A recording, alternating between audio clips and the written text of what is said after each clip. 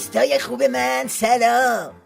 اولین روز هفته رو با خبرهایی شروع میکنیم که حسابی آخوندا رو به هول و بلا انداخته و علیگدا رو تو بیتش همچی به صورت ژله‌وار همینجوری داده میرزونه.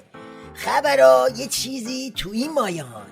في غضون ذلك أكد وزير النقل اليمني محمد وزیر راه و ترابری یمن اعلام کرد مقاومت مردمی در حال آزادسازی کامل اقلیم عدن است و طی روزهای چهارشنبه یا پنجشنبه تصرف کامل اقلیم عدن شامل استانهای ابین، لهج، زاله و عدن اعلام خواهد شد. بله، لقمه‌ای که آخوندا مدت‌ها دنبال بلیدنش هستن حالا داره از حلقومشون در میاد. هر چقدر هم زمان میگذره قضیه جدی‌تر میشه. صحبت از به فنا رفتن آرزوهای ولی فقیه. صحبت از اوراق شدن هلال شیعه آخونداست. كما تم بحث تطورات الأوضاع في در پایان ملاقات امیر محمد بن سلمان وزیر دفاع و جانشین ولیعهد عربستان سعودی با پادشاه اردن، طرفین بیانیه مشترکی صادر کردند که در آن رویدادهای یمن و تلاش‌های ائتلاف عربی در پاسخ به حکومت قانونی یمن تأکید شده است.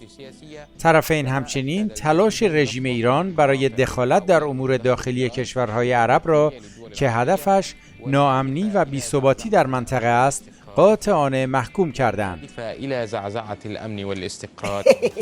بله دوستان، یه چیزایی این وسط چرخیده، یه اتفاقایی افتاده.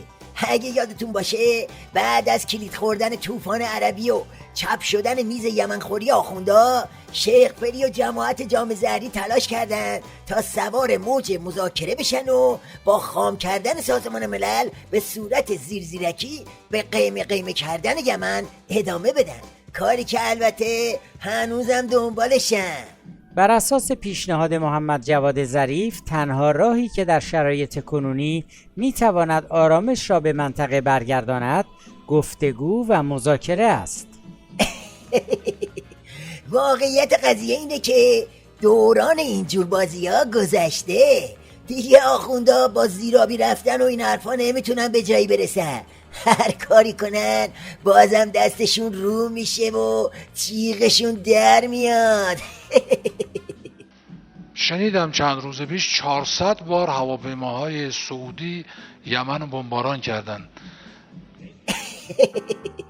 این جوش زدن ها واسه اینه که میبینن مردم یمن دارن پنجول آخوندا رو از مملکتشون در میارن و با یه تیپا هرچی آخوند و جونور ولایت مدار هستشو میریزن تو دریا. آره علیگدا، باب المندب از دستت رفت.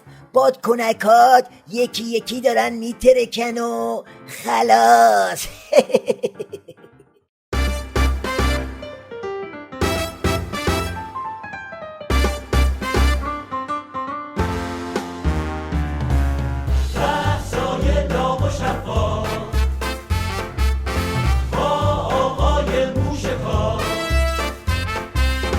با آقای موشکار